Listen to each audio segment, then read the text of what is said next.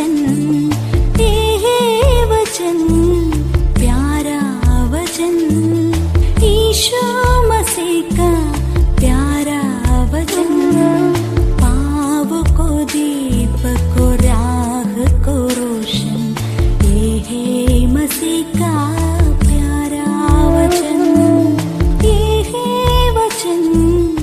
परमेश्वर के धन्य नाम की महिमा हो। प्रभात मन के सत्र 2063 में आप सभी का बहुत ही विनम्रता के साथ स्वागत करता हूं। आइए आज का मनन के लिए हम एक और बार पढ़ते हैं इब्रानी अध्याय 11 पद 5। विश्वास ही से हानोक उठा लिया गया कि मृत्यु को ना देके, और उसका पता नहीं मिला क्योंकि परमेश्वर ने उसे उठा लिया था, और उसके उठाए जाने से पहले उसकी ये गवाही दी गई थी कि उसने परमेश्वर को प्रसन्न किया है। हानोक जब 65 वर्ष का था, मेतुशेलह का जन्म हुआ। जैसे कि हमने कल भी देखे, मेतुशेलह का जन्म जब हुआ, हनोक ने ये बात समझी थी कि मेतुशेलह की मृत्यु के बाद पाप से प्रदूषित संसार को परमेश्वर जल प्रलय के द्वारा न्याय करने जा रहा है। अर्थात संक्षेप में हम इस प्रकार कह सकते हैं कि मेतुशेलह के जन्म जिस काल में हुआ था, उन दिनों में हानू को ये जानकारी परमेश्वर से प्राप्त हुई कि पाप से प्रदूषित संसार से परमेश्वर क्रोधित है,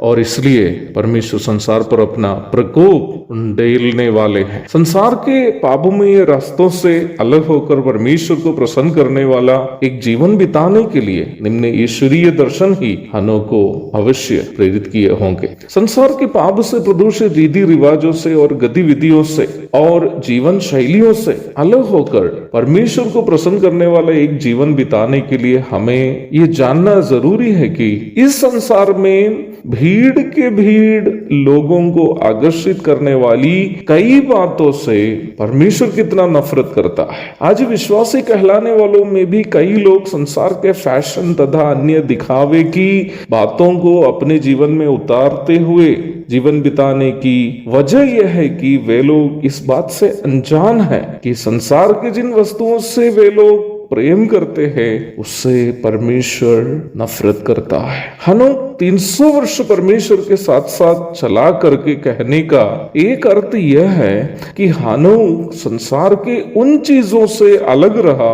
जिससे परमेश्वर नफरत करता है। उत्पत्ति 5 की 22 एवं 24 पदों में हम इस प्रकार पढ़ते हैं, मेतुशेलह के जन्म के पश्चात हनोक 300 वर्ष तक परमेश्वर के साथ साथ चलता रहा, और उसके और भी बेटे बेटियां उत्पन्न हुई। पद 24, हनोक परमेश्वर के साथ साथ चलता था, फिर वह लोप हो गया क्योंकि परमेश्वर ने उसे उठा लिया। हनोक परमेश्वर के साथ साथ चलने का ये अर्थ नहीं था कि कोई काम धंधे के बिना वो परमेश्वर के पीछे पीछे चलता रहा, बल्कि उसका अर्थ यह है कि उन 300 वर्षों में भी उन्होंने पारिवारिक जीवन बिताया, बच्चों को पैदा करके उनकी देखरेख की और अन्य जिम्मेदारियों को भी निभाया जो एक व्यक्ति के रूप में उनको निभानी थी। परंतु उन सभी काम उन्होंने इस प्रकार नहीं किया जैसे संसार के अन्य लोग उन दिनों में कर रहे थे। फिर कैसे किया? ऐसे किया जिससे परमेश्वर उस पर प्रसन्न हो। मैं पुनः आपसे कहना चाहता, हनोक 300 वर्ष परमेश्वर के साथ साथ चलने का अर्थ यह है कि उन्होंने अपने जीवन को एक ही उद्देश्य से बिताया कि उनके जीवन पर परमेश्वर प्रसन्न हो। परमेश्वर को प्रसन्न करने की तीव्र इच्छा हनोक में इतनी थी कि परमेश्वर ने उन पर इतना प्रभावित होकर उनके जीवित अवस्था में ही उनको स्वर्ग की ओर उठा लिया। परमेश्वर को प्रसन्न करने की हनोक की कोशिश इतनी प्रभावशाली थी कि ये स्वभाव उनका पुत्र मेतुशेलह और उनका पोता लामेक से होकर उनका परपोता नूह को भी प्रभावित किया। संपूर्ण मानव जाति अति भयानक रूप में पाप में डूबे रहते समय नूह जो हनोक के परपोता था, अपने परिवार संग परमेश्वर को प्रसन्न करने वाला एक जीवन अपने परदादा हनोक के जीवन से प्रभावित होकर बिता पाए। मुझे सुनने वाले प्रिय भाई बहनों, हमें एक ऐसा जीवन जिससे परमेश्वर प्रसन्न होता हो, ना केवल इसलिए बिताना है कि परमेश्वर हम पर प्रसन्न हो, बल्कि इसलिए भी बिताना है कि हमारी अगली पीढ़ी की संतान भी, हमारे आने वाली पीढ़ी की संतान भी अपने जीवन से परमेश्वर को प्रसन्न कराने वाले हो सके। उसके लिए हमें संसार के उन गतिविधियों से एवं जीवन शैलियों से जिससे परमेश्वर नफरत करता है, दूर होकर उन कार्यों को करते हुए जीना है जो परमेश्वर चाहता है कि हम करें। अवश्य याद रखे प्यारों, संसार से अलग होकर जीने की तीव्र इच्छा इस बात का प्रमाण है कि हम वास्तव में उद्धार पाए और मृत्यु को पार करके परमेश्वर के साथ अनंतता में वही लोग रहेंगे जो वास्तव में उद्धार पाए हैं। एक और शुभ दिन की धन्य कामनाओं के साथ आज को मनन में यहाँ समाप्त करता हूँ। प्रभु आप सबको आशीष दे। आमीन।